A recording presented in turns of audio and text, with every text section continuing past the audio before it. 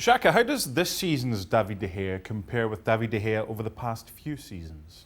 Well, pretty similar to the one we saw last season, but before that, a shadow of his former self. And it's hard to explain how a goalkeeper so highly rated, so consistent, has all of a sudden become error-prone in the man that David De Gea has over the last couple of years.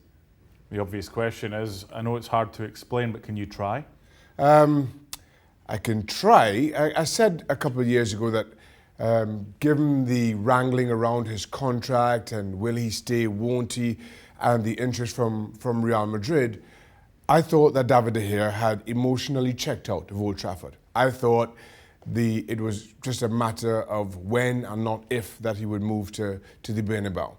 But between him, his agents, his representatives, and the hierarchy at Manchester United, they got it sorted, and he signed a deal that he was happy with. But it shows how hard it is that once you do switch off, once you do kind of emotionally check out, how hard it is to again regain that form. And I think that's what you've seen. You've seen a goalkeeper, despite getting everything that he wanted in terms of a contract, despite his performances in years leading up, once he kind of, again, the only way I can phrase it is emotionally checked out, it was hard to check back in. And now you've seen glimpses of his former brilliant self, but far too often you've seen errors that you do not attribute to a goalkeeper in the Premier League, let alone someone who was the best in the Premier League for any number of years. Let's take a look at some of his stats, and you can compare and you can contrast. And as we take a look at this, these are the last two seasons, 7 errors. I don't know the specific number, but you could put all his previous seasons before that together. I'm not sure you would have got to 7. No, and that's the thing. And in that full screen, the errors leading straight up to goals is the most alarming.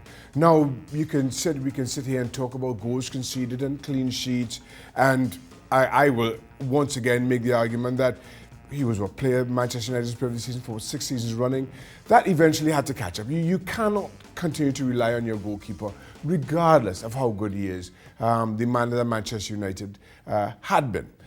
But to see the kinds of errors, and given what we saw over the last weekend, which prompted this discussion, the more I look at that mistake against Everton, the harder it is to explain. You know, listen, you're human. You make errors.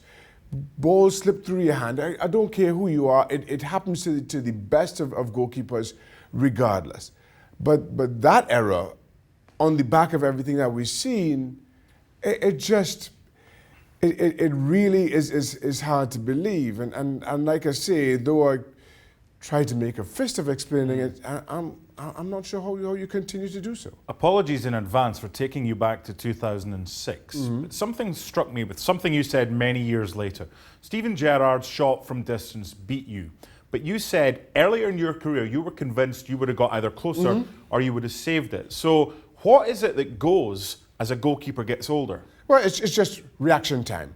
But as that reaction goes, you learn how to make adjustments for it, be it in your positioning or something as simple as, I just don't come for as many crosses as I once did. So there are adjustments that come as a natural maturation of your game, taking into consideration that physically you just can't do some of those things. But to that point, the goal against Everton, to get closed down that way, you understand that, you know, it might take a little bit more time in terms of your touch. You don't kick the ball as far, but you know you've got to get the ball away quicker. And it makes no sense in inviting that pressure as he did from Calvert-Lewin. Why you dwell on it as long as David De Gea did, I can't accept that he didn't see him. I mean, it's from a Manchester United free kick. He's looking around the whole park. He knows exactly what's in front of him.